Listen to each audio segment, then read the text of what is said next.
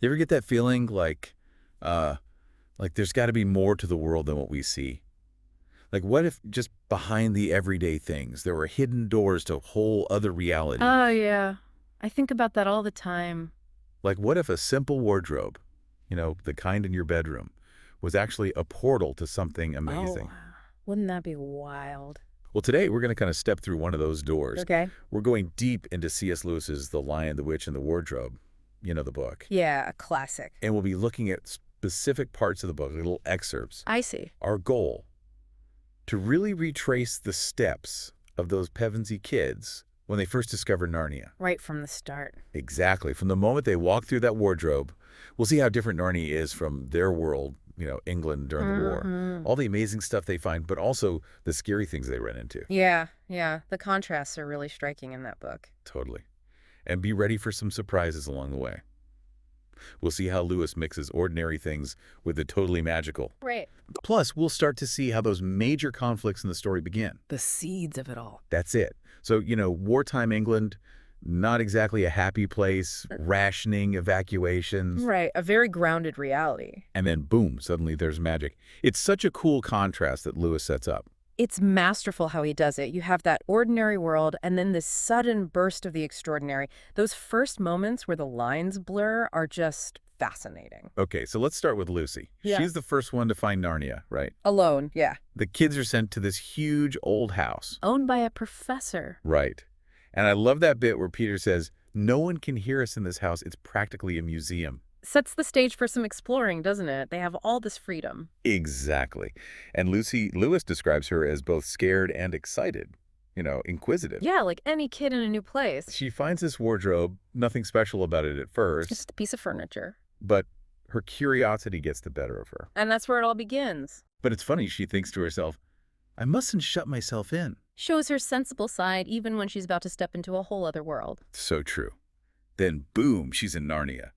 And it hits her Yeah. all at once. The crunch of snow, the dark trees, how cold it is. A total sensory overload compared to that stuffy old spare room. And then, get this, she sees a lamppost. Right there in the middle of the woods. So strange. A lamppost. Ah. Totally out of place. It's like, hey, this isn't Kansas anymore. Exactly. That lamppost is like a signpost saying, this world operates on different rules. Makes you wonder, doesn't it? Like, how did a lamppost get there? Is there a connection between our world and Narnia we don't know about? Lewis definitely gives us those hints, those little breadcrumbs to follow. Right. And then out of the trees comes Mr. Tumnus, the fawn. What a character. Goat legs, horns starting to grow, a red muffler, Like he's ready for winter. and he's carrying packages, almost like he's been Christmas shopping. It's that mix of human and magical that makes him so memorable. Yeah, and he's totally startled to see Lucy, calls her a daughter of Eve. Right, and you immediately get the sense there's this whole history to Narnia. It's not just a random snowy forest. Definitely not random. Mr. Tumnus hesitates for a moment, like he's debating something. There's that underlying tension, like something isn't quite right. Yeah, but then he invites her for tea, mentions the White Witch, the Eternal Winter, and these places called Spare and Wardrobe. Names that just stick with you. So they go to his cave, and it's so cozy. And the food, oh man, boiled egg, sardines on toast, Leathered toast, honey toast. and sugar top cake. Making it all feel so real and relatable, even though it's a fawn serving tea in a cave. While they're eating, Mr. Tumnus tells her all these stories about Narnia before the winter. Yeah, about the nymphs and dryads dancing at midnight. The hunt for the white stag. The red dwarfs and their feasts. And Bacchus and Silenus coming in the summer. He says the streams even ran with wine then. Wow, painting a picture of this joyful world that's been lost. But on the way back to the lamppost, the mood changes. They're being super quiet, sticking to the shadows. A sense of danger creeps in, like they have to be careful. And then Lucy's back in the spare room. She's so excited to tell everyone. But no one believes her, right? Nope. Peter's kind of dismissive. Edmund makes fun of her. And Susan's all practical. Classic sibling dynamics. Yeah. And it really shows how different their worldviews are. The older kids trying to be logical, Edmund being, well, Edmund. And for Lucy, it's not just a story. It's real. It happened to her. And we, the readers, know she's telling the truth. Lewis makes that very clear. She's heartbroken. They don't believe her. And to make matters worse, there's this whole time thing. Hours passed for Lucy in Narnia, but it was like Minutes back in their world. So strange. That's magic for you. And, could have been a nice few days for them, sunny weather and all. Yeah, but no, Edmund keeps teasing Lucy, telling her to find more countries in other wardrobes. Such a bully. Really mean. It's more than just sibling rivalry, though, right? We find out why soon enough. But then, another rainy day, Edmund goes into the wardrobe. Maybe trying to find proof to disprove Lucy. Maybe, or just looking for a place to hide. But he doesn't find what he expects. Instead of a bright, snowy forest, he's under these dark fir trees. It's so quiet, he feels like the only living thing around. A different feeling from Lucy's first steps into Narnia, right? Definitely. More isolated, more ominous. And then the White Witch shows up. In a sledge pulled by reindeer. With a dwarf driving, bundled in polar bear fur. Talk about an entrance. She's got white fur, a golden wand and crown. And that face. So white with the bright red lips. Striking, but also kind of scary. And she's so good at manipulating people. Right away, she acts all concerned about Edmund, saying he must be cold and lost. Offers him a hot drink. And then comes the Turkish delight. That's the clincher, right? Lewis describes it as the most delicious thing Edmund's ever tasted. Sweet and light. It's like pure temptation in candy form. Yeah, he's hooked instantly. Forgets all about being good or doing the right thing. It shows how easily we can be tempted when something promises us what we want. And she's dangling all these rewards. Endless Turkish delight, becoming a prince, then king. But there's a catch, of course. He has to bring his siblings to her. Edmund goes back to the spare room, acting like nothing happened. Lies to Lucy, says he never went to Narnia. But he feels sick, both from the enchanted Turkish delight and maybe a little guilt. Meanwhile, Lucy's still dreaming of Narnia, thinking she and Edmund can go on adventures together. Poor Lucy. She has no idea what he's done. And the whole situation just gets worse from there. Lucy's miserable because no one believes her. Edmund's realizing his plan isn't working. And Peter and Susan are getting worried about her. It's a recipe for disaster. Then comes the moment when they all end up in Narnia together. By accident, right. Totally. They're hiding in the wardrobe. Why were they hiding? Oh, Mrs. McCready was giving a tour of the house. That strict housekeeper. Yeah, and she didn't like kids one bit. Told them to stay out of sight. So they pile into the wardrobe. And suddenly they're in Narnia. It's not like they did anything special, just happened. Peter felt something poking him. Susan noticed it was damp and cold. Susan realizes they're not against the back of the wardrobe anymore. They're leaning against a tree. And the light's different. It's like they've stepped into another world. Right there in the wardrobe, they find a notice nailed to the ground. An arrest warrant for Mr. Tumnus. For high treason. Signed by Malgrim, captain of the secret police. Talk about scary. It says Tumnus was helping humans, enemies of the Queen. This Queen Jadis sounds powerful. Definitely not someone you want to mess with. And Lucy's like, I told you so. The Queen's a witch, a horrible one. That warrant makes Peter and Susan start to believe her, right?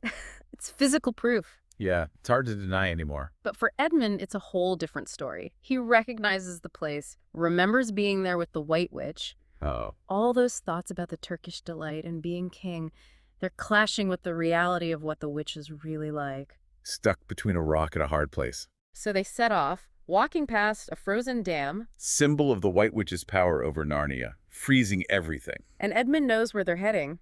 The witch's palace isn't far. Then they meet Mr. and Mrs. Beaver.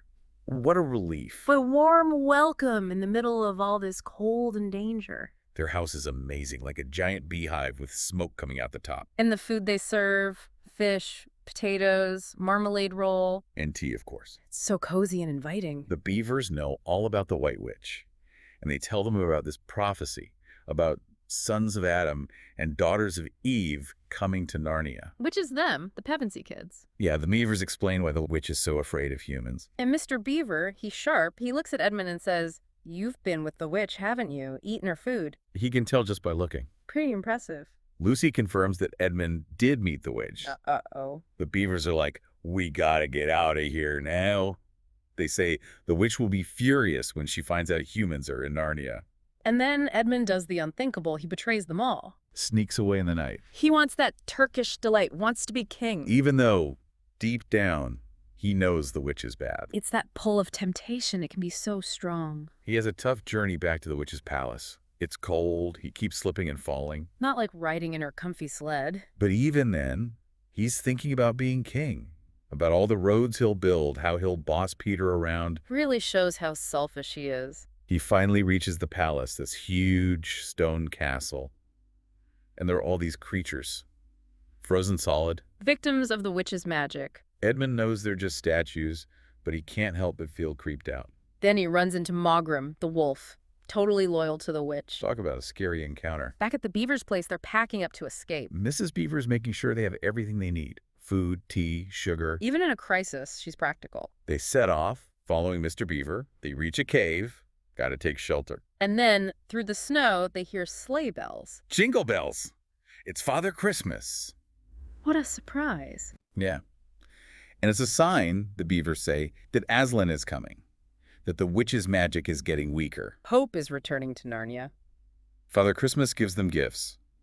Tools for Peter, a bow and arrows, and a magical horn for Susan. A healing cordial and a dagger for Lucy. And he even fixes up the Beaver's dam. It's like he's bringing good back to the land. The gifts are all special, chosen for a reason. And get this, they have tea with Father Christmas right there in the cave. Such a heartwarming scene in the middle of all this danger. Meanwhile, the witch hears from Edmund about the other kids. And she's not happy. She sends Mogrim and the wolves after them. But things are changing in Narnia. The thaw has started. The snow's melting, it's not as cold. It's like the witch's power is literally breaking. The landscape itself is transforming. The Beavers lead the kids to the stone table.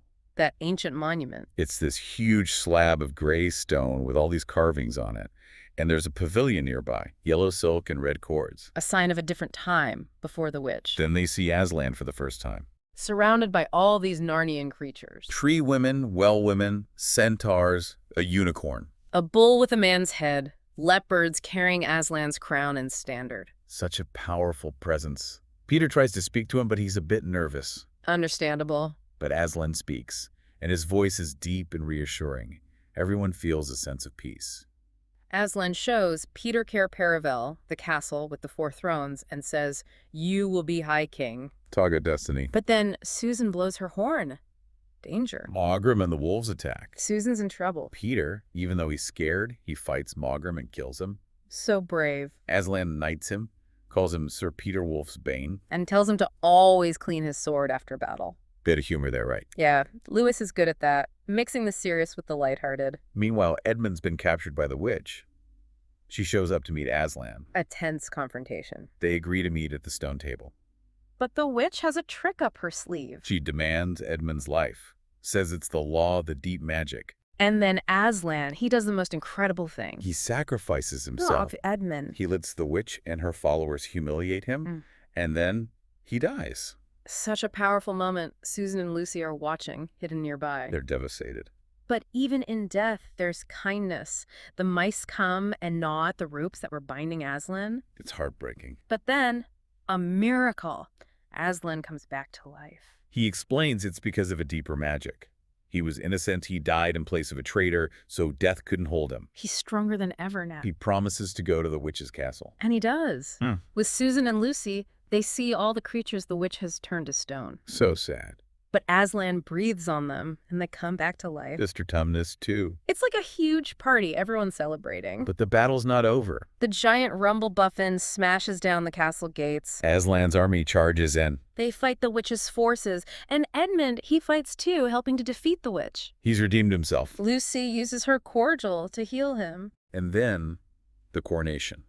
Peter, Susan, Edmund, and Lucy are crowned kings and queens of Narnia. At Paravel. Celebrations everywhere. But Aslan, he slips away quietly. Mr. Beaver explains that Aslan's wild, he has other things to do, he'll be back when Narnia needs him. The Pevensies rule Narnia for many years. It's a golden age. And their memories of England, they fade like a dream. But one day, while hunting the white stag, they find themselves back at the lamppost. And the wardrobe. They go through, and they're back in their own world. As children again. Time works differently in Narnia. It's a bittersweet ending, but it leaves you wanting more. So we've seen how the kids enter Narnia, all the wonders and dangers they face. Edmund's betrayal and redemption. Aslan's sacrifice. Father Christmas, bringing hope. The battle against the witch and the coronation. It's amazing how Lewis blends the real world with the magical. Like those everyday objects, the wardrobe, the lamppost, they become something extraordinary. And the themes, temptation, loyalty, sacrifice. They resonate so strongly, even though it's a story about a magical world. And for you listening, remember, this is just the beginning of the story. There's so much more to explore in Narnia. It makes you think, right? What if there are hidden worlds all around us? What if that old chest in your attic or that mirror in your hallway is a doorway to somewhere else? Maybe we just haven't found the key yet. And think about the choices we make, the temptations we face, like Edmund did. And the power of forgiveness. What seemingly ordinary things in your life might be hiding something extraordinary. Something to ponder. Until next time.